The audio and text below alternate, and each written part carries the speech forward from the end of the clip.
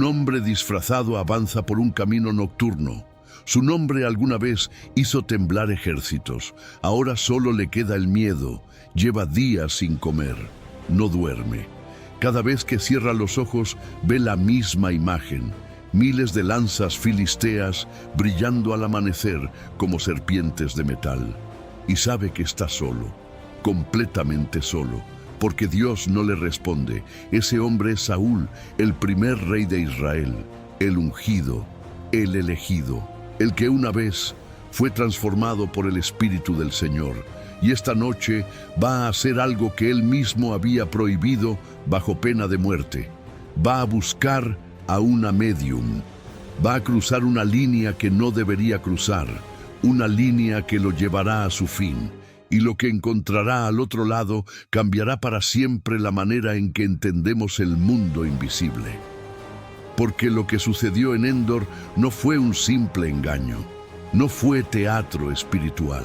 Algo real atravesó desde el otro lado. Pero la pregunta que ha dividido a estudiosos, teólogos, rabinos y maestros de la palabra durante más de 2000 años permanece. ¿Quién realmente apareció esa noche? ¿Era Samuel el profeta? ¿El mismo Samuel que había ungido a Saúl como rey? ¿El mismo que había pronunciado el juicio sobre él? ¿O fue algo completamente diferente? Fue un espíritu engañador, un demonio disfrazado con perfección inquietante. Y si era Samuel de verdad, eso significa que Dios puede intervenir incluso en medio del ocultismo para entregar su juicio final. Pero si era un engaño, entonces las puertas del mundo espiritual son más peligrosas de lo que imaginamos. Y tú necesitas saber la verdad, porque esta historia no es solo del pasado, es una advertencia viva para cualquiera que, en medio del silencio de Dios, se sienta tentado a buscar respuestas en lugares prohibidos. Vamos a entrar en profundidad, vamos a examinar el texto hebreo original, vamos a explorar el contexto histórico que pocos conocen, vamos a analizar lo que dijeron los grandes maestros de la fe a través de los siglos, y vamos a llegar a conclusiones que pueden transformar tu vida espiritual. Pero antes de entrar a esa noche oscura en Endor, necesitas entender algo fundamental. Nadie llega a ese punto de desesperación de la noche a la mañana. Nadie cruza esa línea sin antes haber cruzado muchas otras líneas más pequeñas. Y para entender la caída de Saúl, necesitas conocer su historia completa. Saúl no siempre fue un hombre quebrantado. Hubo un tiempo glorioso, un tiempo de promesa, un tiempo cuando parecía que su futuro brillaba más que el sol de mediodía. Primera de Samuel, capítulo 10, versículo 6, nos cuenta algo extraordinario. El Espíritu del Señor vendrá sobre ti con poder, y profetizarás con ellos, y serás mudado en otro hombre. Lee esa última frase otra vez. Serás mudado en otro hombre. Eso no es lenguaje poético, es descripción literal de transformación espiritual sobrenatural.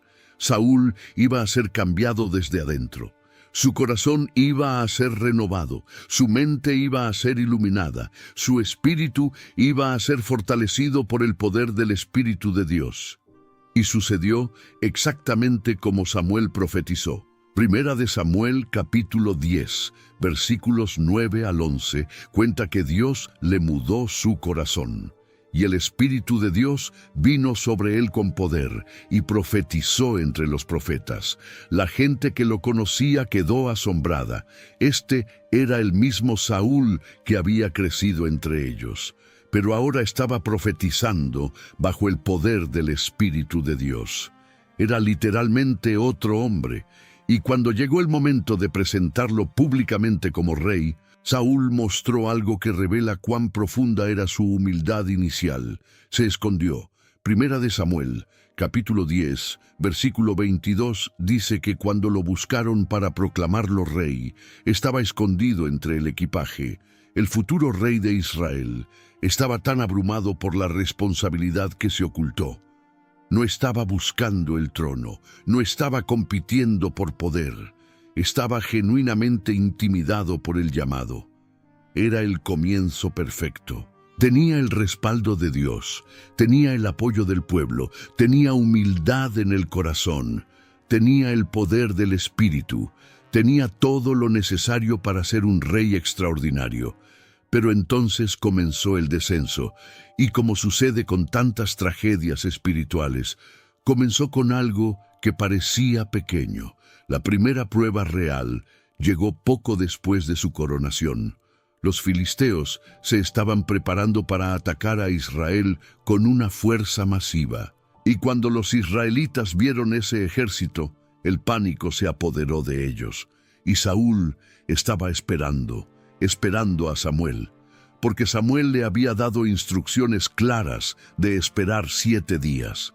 Samuel vendría a ofrecer el sacrificio antes de la batalla, y Saúl debía esperar. Pero los días pasaron, y Samuel no llegaba, y los soldados comenzaron a dispersarse. Cada día que pasaba, más hombres abandonaban el campamento por miedo, y Saúl sintió la presión aumentar, sintió que estaba perdiendo control de la situación, y entonces tomó una decisión que cambiaría su destino para siempre. Primera de Samuel, capítulo 13, versículo 9, dice que Saúl ofreció el holocausto él mismo. Y para nuestra mentalidad moderna, eso puede no parecer tan grave. Pero en el contexto del Antiguo Testamento, era una violación directa del orden sacerdotal establecido por Dios. Solo los sacerdotes podían ofrecer sacrificios, nadie más, ni siquiera el rey. Y justo cuando terminó de ofrecer el sacrificio, apareció Samuel. Y Samuel le preguntó directamente, ¿qué has hecho? Y Saúl comenzó a justificarse. Culpó a las circunstancias, culpó sutilmente a Samuel. Señaló la urgencia de la situación. En otras palabras, no tuve opción. Las circunstancias me forzaron. Y Samuel le respondió con palabras que deberían haberlo sacudido hasta el alma. Primera de Samuel, capítulo 13, versículos 13 y 14. Locamente has hecho. No guardaste el mandamiento del Señor tu Dios que Él te había ordenado.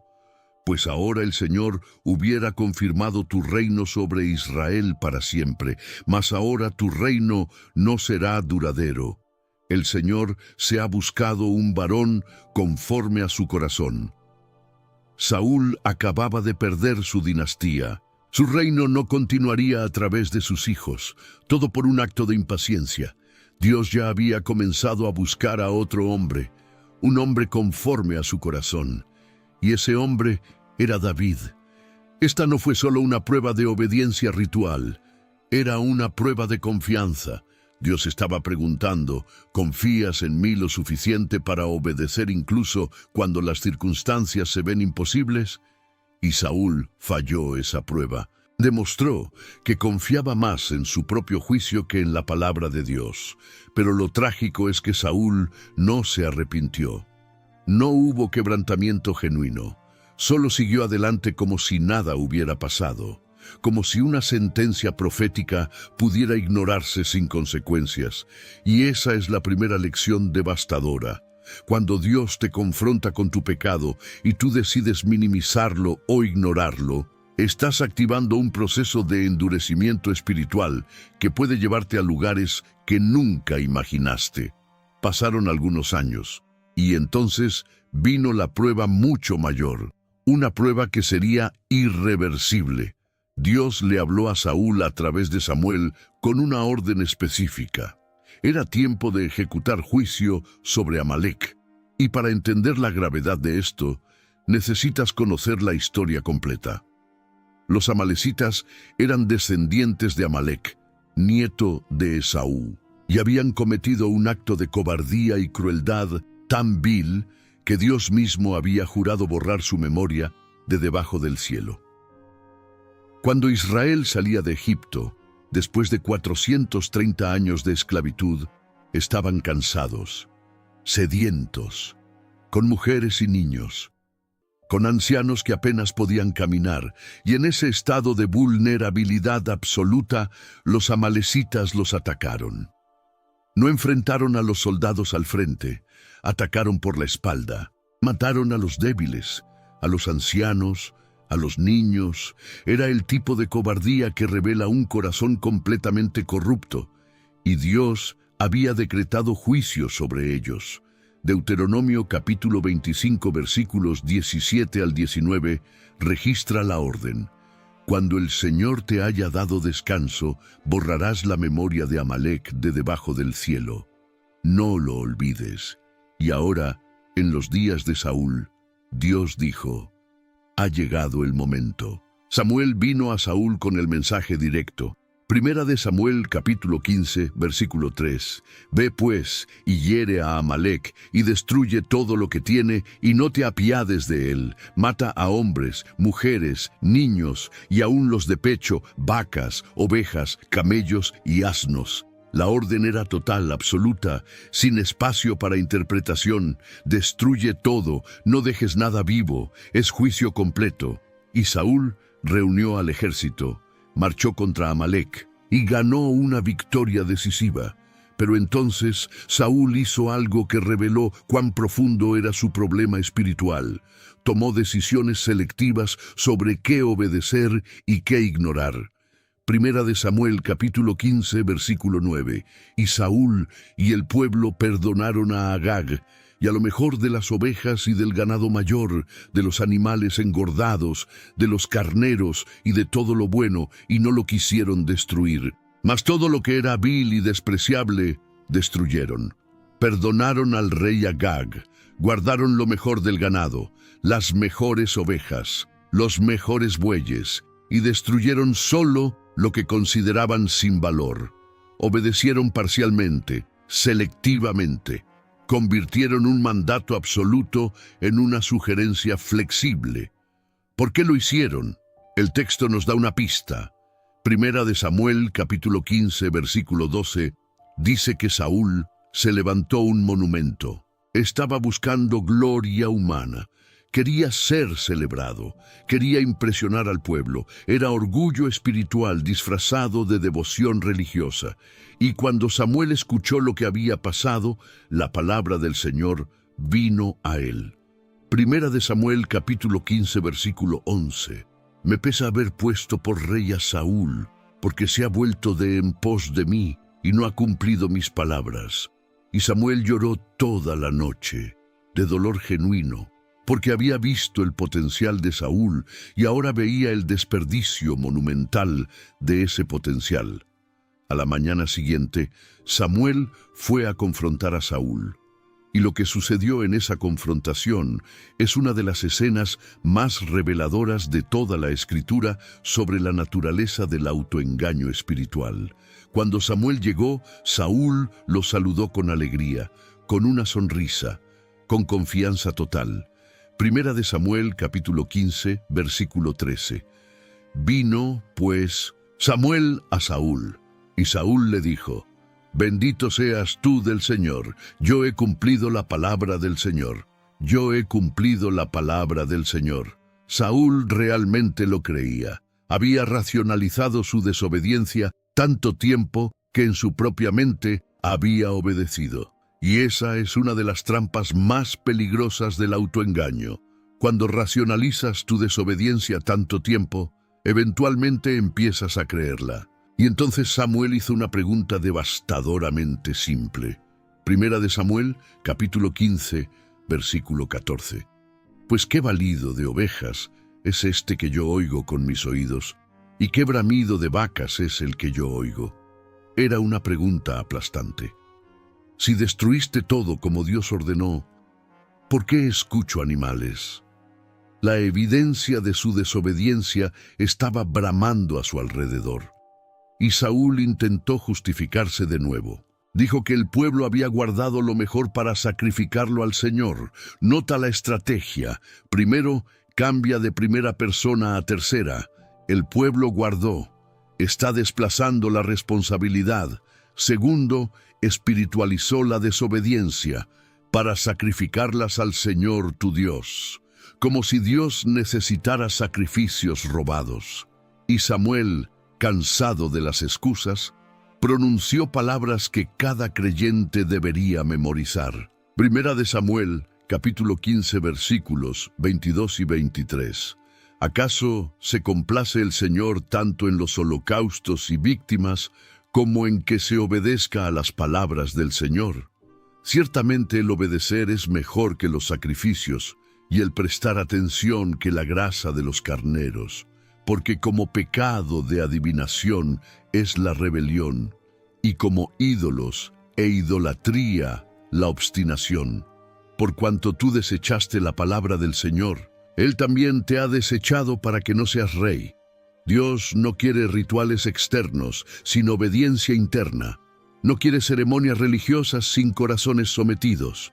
El obedecer es mejor que los sacrificios. Mejor. No igual. Mejor. Porque la obediencia revela un corazón que confía en Dios. Y luego, Samuel hace una conexión profética escalofriante. Dice que la rebelión es como el pecado de adivinación. ¿Por qué haría esa comparación específica? Porque ambas cosas tienen exactamente la misma raíz: rechazo de la autoridad divina. La adivinación intenta acceder al conocimiento de Dios sin someterse a Dios, y la rebelión intenta vivir sin las instrucciones de Dios. Y años después, Saúl literalmente haría ambas cosas. Primero, fue rebelde, y luego consultó a una médium. Su fin estaba proféticamente anunciado en su pecado presente, y la sentencia fue final. Por cuanto tú desechaste la palabra del Señor, Él también te ha desechado para que no seas rey. Y finalmente, por primera vez en toda la conversación, Saúl pronunció las palabras: yo he pecado. Pero incluso en su supuesta confesión, su verdadera motivación quedó expuesta. Primera de Samuel, capítulo 15, versículo 30. Yo he pecado, pero te ruego que me honres delante de los ancianos de mi pueblo y delante de Israel. Que me honres delante de los ancianos. Esa es su preocupación principal, no que había ofendido a Dios, sino que su reputación pública no sufriera. Era arrepentimiento por las consecuencias, no por el pecado. Era dolor por su imagen, no por su desobediencia. Y Samuel intentó irse, pero en un acto desesperado Saúl agarró el manto de Samuel para detenerlo, y el manto se rasgó en su mano. Y Samuel, viendo ese manto rasgado, pronunció otra profecía. Primera de Samuel, capítulo 15, versículo 28. El Señor ha rasgado hoy de ti el reino de Israel, y lo ha dado a un prójimo tuyo mejor que tú. Ese manto rasgado se convirtió en símbolo profético. Era una imagen visual del reino siendo arrancado, y ese detalle se volvería crucial años después en Endor, cuando la aparición llevaría ese mismo manto. Después de ese día, Primera de Samuel capítulo 15, versículo 35, dice que Samuel nunca más vio a Saúl en toda su vida, y Samuel lloraba por Saúl, y el Señor se arrepentía de haber puesto a Saúl por rey sobre Israel, y lo que vino después fue aún más oscuro. Primera de Samuel capítulo 16, versículo 14. El espíritu del Señor se apartó de Saúl, y le atormentaba un espíritu malo de parte del Señor. No es posesión demoníaca, es lo que sucede cuando la protección divina se retira. Mientras el espíritu del Señor cubría a Saúl, había un escudo invisible alrededor de él. Pero cuando ese espíritu se retiró, el escudo desapareció, y Saúl quedó expuesto, y Saúl comenzó a experimentar tormento psicológico y espiritual profundo. Depresión debilitante, paranoia creciente, cambios de humor violentos. Era el precio espiritual de vivir sin la presencia protectora de Dios. Y los siervos de Saúl sugirieron buscar a alguien que supiera tocar música para calmarlo, y encontraron a David. Y Primera de Samuel, capítulo 16, versículo 23, dice que cuando David tocaba el arpa, Saúl tenía alivio, y el espíritu malo se apartaba de él. La música de David traía alivio temporal, pero no era cura permanente, porque Saúl no quería arrepentimiento profundo, solo quería alivio de los síntomas. Y esa es una trampa espiritual devastadora, buscar consuelo sin transformación, buscar paz sin obediencia. Y entonces vino el evento que desató algo oscuro en el corazón de Saúl. David mató a Goliat, un gigante de casi 3 metros de altura, y un joven pastor con una honda lo derribó con una sola piedra. Pero cuando David regresaba victorioso, las mujeres de las ciudades salieron cantando, y su canción desató un monstruo. Primera de Samuel, capítulo 18, versículo 7. Y cantaban las mujeres que danzaban y decían: Saúl hirió a sus 1000 y David a sus 10.000. Y Saúl se enojó en gran manera. Primera de Samuel, capítulo 18, versículo 8. A David dieron 10.000 y a mí 1000. No le falta más que el reino. Los celos consumieron a Saúl instantáneamente. No podía soportar que alguien recibiera más alabanza que él. Su ego herido era más importante que el bienestar de la nación. Y al día siguiente, mientras David tocaba música para calmarlo, Saúl tomó una lanza y la arrojó contra David, intentando clavarlo en la pared. 2 veces. El hombre que había sido bendecido por la música de David ahora intentaba matarlo. Y desde ese momento, Saúl se convirtió en perseguidor obsesivo. David tuvo que huir, tuvo que vivir en cuevas. El hombre que había salvado a Israel del gigante ahora era cazado como animal por el rey de Israel. Pero la oscuridad de Saúl alcanzaría un nivel aún más monstruoso. Saúl descubrió que el sacerdote Ahimelech en la ciudad de Nob había ayudado a David. Y su respuesta fue genocida. Primera de Samuel capítulo 22, versículo 18. Entonces el rey dijo a Doeg: vuelve tú y arremete contra los sacerdotes. Y mató en aquel día a 85 varones que vestían efod de lino. 85 sacerdotes, hombres santos que ministraban en el tabernáculo de Dios, asesinados en un solo día por orden del rey de Israel. Y Saúl no se detuvo ahí. Primera de Samuel, capítulo 22, versículo 19.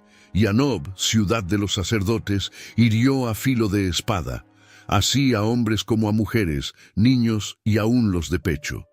Toda la ciudad destruida, mujeres, niños, bebés lactantes, todo exterminado porque un sacerdote había mostrado bondad a un fugitivo inocente. Era la misma destrucción total que Dios le había ordenado hacer con Amalek y que Saúl había desobedecido. Pero ahora aplicaba ese nivel de destrucción no contra los enemigos de Dios, sino contra el pueblo de Dios. Y después de esa masacre, la separación fue total.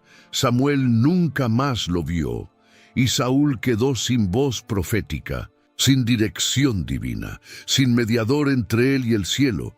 Vivió así durante años, persiguiendo a David, hundiéndose más en paranoia, alejándose más de cualquier posibilidad de luz, hasta que llegó el día que cambiaría todo. El día que Samuel murió. Primera de Samuel, capítulo 25, versículo 1. Murió Samuel, y se juntó todo Israel, y lo lloraron, y lo sepultaron en su casa en Ramá. Todo Israel lloró, porque Samuel no era solo un profeta, era la conciencia moral de la nación. Era la voz que decía lo que Dios pensaba, era el puente entre el cielo y la tierra.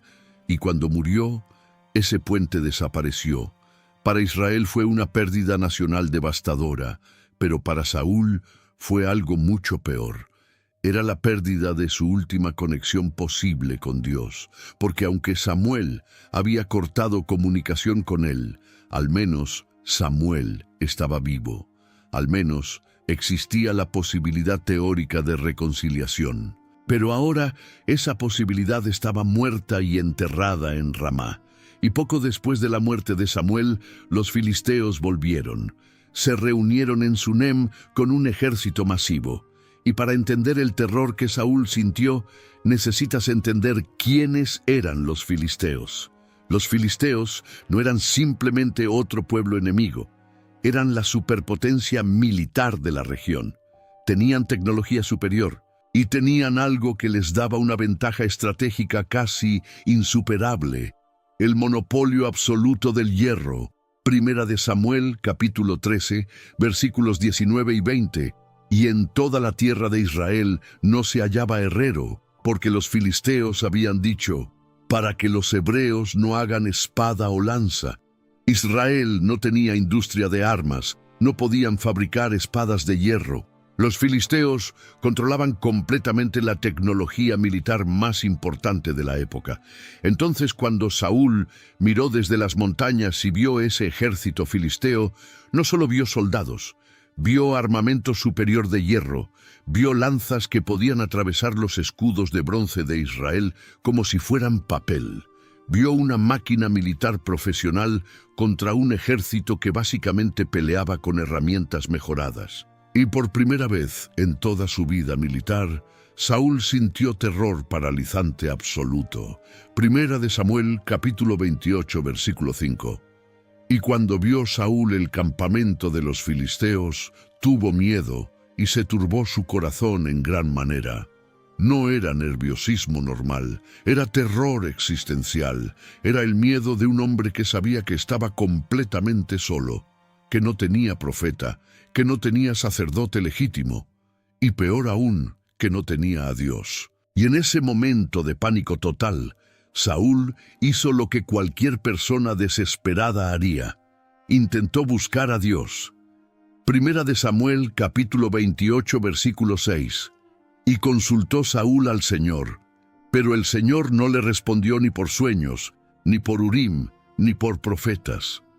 Intentó recibir sueños proféticos, nada. Intentó usar el Urim y Tumim, las piedras sagradas. Silencio. Intentó preguntar a los profetas que quedaban. Ninguno recibió palabra, porque Dios ya no le hablaba. Y ese silencio no era arbitrario, era la consecuencia natural de años de desobediencia acumulada. Dios había cerrado todas las puertas legítimas de comunicación. ¿De qué sirve hablarle a alguien que no escucha? ¿De qué sirve dar dirección a alguien que consistentemente la ignora? Y en ese momento de silencio absoluto, de desesperación total, Saúl tomó la peor decisión de toda su vida. Le dijo a sus siervos: buscadme una mujer que tenga espíritu de adivinación, para que yo vaya a ella y por medio de ella pregunte. Pausa ahí, porque la ironía es cruel. ¿Recuerdas que Primera de Samuel, capítulo 28, versículo 3, dice que Saúl había expulsado de la tierra a los médiums y a los que evocaban espíritus? Él mismo había limpiado a Israel de esas prácticas. Él mismo había ejecutado la ley que prohíbe consultar a los muertos. Pero ahora, cuando le convenía, cuando estaba desesperado, Saúl buscaba exactamente lo que había condenado. Y ese es el patrón devastador de la hipocresía religiosa. Aplica las reglas a otros, condena en público, pero se exime a sí mismo cuando la necesidad es grande. Los siervos le respondieron rápido: «He aquí, hay una mujer en Endor que tiene espíritu de adivinación». Y ese detalle geográfico es crucial. Endor no estaba en un lugar seguro. Estaba al otro lado del valle. Estaba peligrosamente cerca del campamento filisteo. Para llegar allí, Saúl tendría que atravesar territorio hostil en medio de la noche. Tendría que arriesgar su vida solo para llegar a esa casa. Pero el miedo al futuro desconocido era más fuerte que el miedo a la muerte inmediata. Entonces, Saúl hizo algo impensable para un rey de Israel. Se disfrazó, se quitó las vestiduras reales, se quitó todo signo de autoridad, se puso ropa común, y en medio de la oscuridad, acompañado solo por 2 hombres de confianza, comenzó su descenso final hacia Endor. Imagina esa caminata, el rey de Israel caminando como criminal en la noche, evitando caminos principales, escondiéndose cuando era necesario, atravesando territorio enemigo. Cada paso era una humillación, cada paso lo hundía más profundo en la contradicción de su vida. Y cuando finalmente llegó a la casa de aquella mujer, le hizo una petición escalofriante. Primera de Samuel capítulo 28 versículo 8. Yo te ruego que me adivines por el espíritu de adivinación y me hagas subir a quien yo te dijere. Hazme subir. Esa frase revela la cosmovisión de la época. Los muertos estaban abajo, en el Seol, y los médiums supuestamente tenían poder para convocarlos temporalmente. Pero la mujer tuvo miedo. Primera de Samuel, capítulo 28, versículo 9. Y la mujer le dijo: He aquí, tú sabes lo que Saúl ha hecho, cómo ha cortado de la tierra a los evocadores de espíritus y a los adivinos. ¿Por qué, pues, pones tropiezo a mi vida para hacerme morir? Pensaba que era una trampa, y tenía toda la razón de tener ese miedo. Y aquí viene una de las partes más perturbadoras. Saúl juró por el nombre de Dios. Primera de Samuel capítulo 28 versículo 10. Entonces Saúl le juró por el Señor diciendo: Vive el Señor, que ningún mal te vendrá por esto. Saúl juró por el nombre del Dios que lo había rechazado. Juró por el nombre del Dios que no le respondía. Juró por el nombre del Dios que había prohibido expresamente la práctica que estaba a punto de realizar. Usó el nombre sagrado para garantizar seguridad en medio de una abominación. Es blasfemia sobre blasfemia, y revela cuán lejos había caído Saúl. Ya no solo desobedecía, ahora usaba a Dios mismo como herramienta para sus propios fines oscuros. La mujer, convencida por el juramento, finalmente aceptó, y entonces hizo la pregunta que cambiaría todo: ¿a quién te haré venir? Y Saúl respondió con una sola palabra que resonó en esa casa como un grito desde el abismo: Hazme venir a Samuel, Samuel, el profeta que lo había ungido, el profeta que lo había confrontado, el profeta que había pronunciado juicio sobre él, el profeta que nunca más lo había querido ver en vida. Y ahora Saúl quería convocarlo de entre los muertos. Y aquí empieza el misterio que ha dividido a estudiosos durante más de 2000 años. Porque lo que sucedió después fue tan extraño, tan inesperado, que nadie ha podido ponerse completamente de acuerdo sobre qué fue exactamente lo que pasó. Primera de Samuel, capítulo 28, versículo 12. Y viendo la mujer a Samuel, clamó en alta voz, y habló aquella mujer a Saúl, diciendo: ¿Por qué me has engañado? Pues tú eres Saúl. Detente ahí. El texto dice: viendo la mujer a Samuel. No dice viendo algo que parecía Samuel. Dice directamente viendo a Samuel. Y su reacción no fue controlada. Fue un grito de terror genuino, y las palabras que gritó revelan algo crucial. ¿Por qué me has engañado? Pues tú eres Saúl. ¿Cómo supo instantáneamente que el hombre disfrazado era el rey? Nadie se lo había dicho. Estaba vestido como campesino. Era de noche, no había manera de saber quién era. Pero en el momento en que vio a Samuel, supo que estaba frente a Saúl. Y muchos estudiosos argumentan que esto es evidencia de que lo que apareció no era uno de sus espíritus familiares. Era algo completamente diferente. Algo que la aterrorizó, algo que reveló sobrenaturalmente información que ella no podía saber. Y aquí necesitamos examinar cuidadosamente las dos interpretaciones principales, porque ambas tienen argumentos sólidos. La primera interpretación sostiene que era realmente Samuel, que el verdadero profeta apareció esa noche, y los argumentos son más fuertes de lo que muchos piensan. Primero, el texto bíblico inspirado menciona el nombre Samuel 6 veces después de la aparición. No dice la aparición, dice Samuel sin calificación. Y si el Espíritu Santo inspiró el texto para que dijera Samuel, Muchos argumentan que debemos tomar el texto en su sentido más directo. Segundo, la descripción física tiene detalles significativos. Primera de Samuel, capítulo 28, versículo 14. Él le dijo, ¿cuál es su forma? Y ella respondió, un hombre anciano viene, cubierto de un manto. Ese manto no es un detalle genérico. Es el mismo manto que Saúl había rasgado cuando Samuel le dio la espalda. El manto que se convirtió en símbolo del reino arrancado. Un demonio podría imitar la apariencia general, pero incluir ese detalle específico tan cargado de significado profético. Tercero, y este es el argumento más poderoso, el mensaje entregado es teológicamente impecable. No hay error doctrinal, no hay mentiras mezcladas con verdad. Es juicio puro, consistente con todo lo que Samuel había dicho en vida.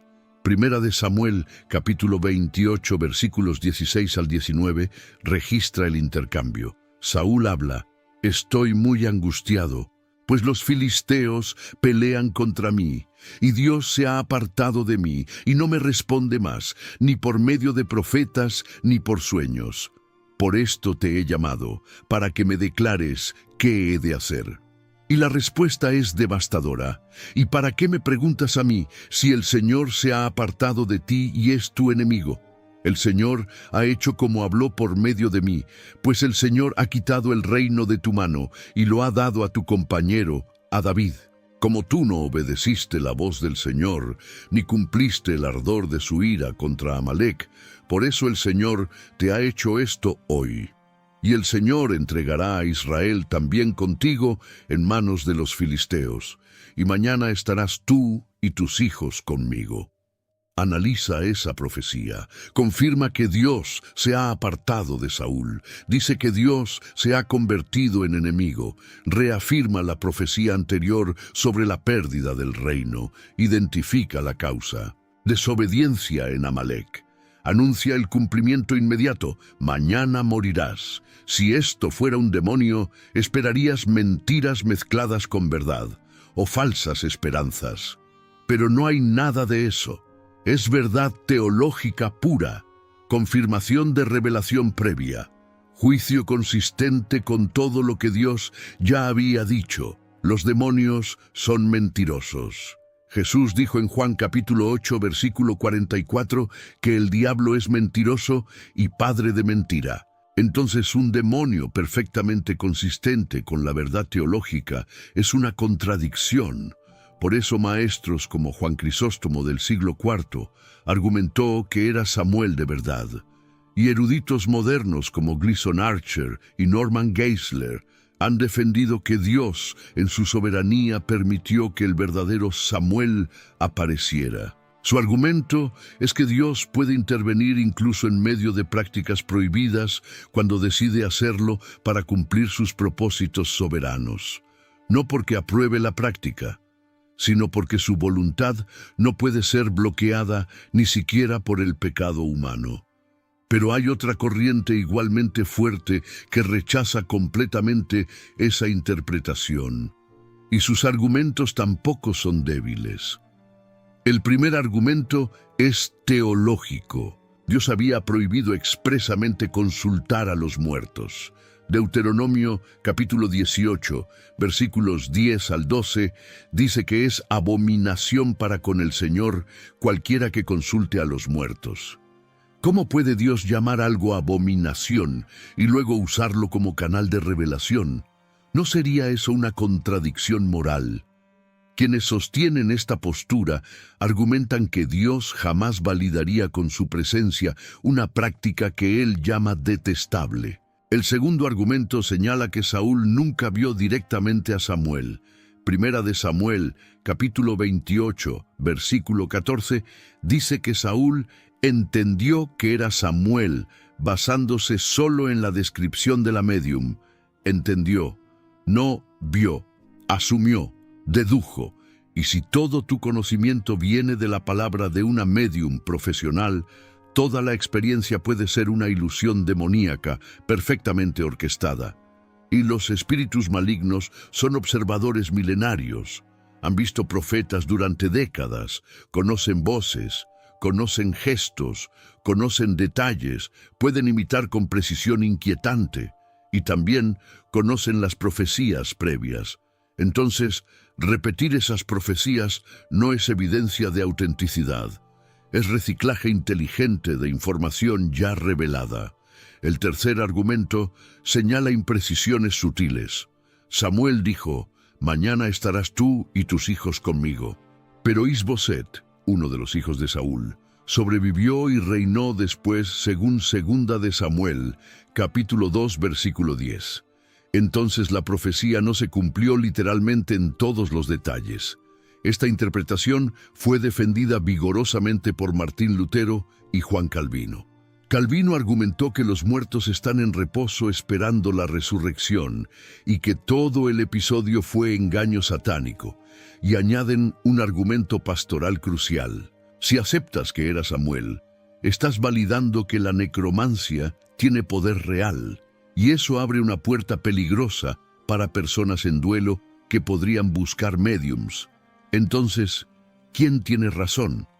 La verdad es que el texto bíblico no resuelve el debate de manera completamente inequívoca, y muchos creen que eso es intencional, porque el punto teológico central no es enseñarnos mecánica espiritual sobre el más allá. El punto es mostrarnos la ruina total de un hombre que rechazó a Dios hasta su último aliento. Y el resultado, independientemente de quién apareció, fue devastador. Primera de Samuel, capítulo 28, versículos 20 al 25. Enseguida Saúl cayó en tierra cuán largo era, y tuvo gran temor por las palabras de Samuel, y estaba sin fuerzas, porque en todo aquel día y aquella noche no había comido pan. Cayó al suelo, completamente paralizado, el terror lo había consumido. Y aquí viene una ironía devastadora. La médium fue quien intentó consolarlo, quien le preparó comida.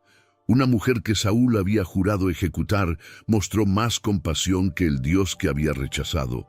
No porque ella fuera mejor, sino porque Saúl había cerrado completamente la puerta a la misericordia divina.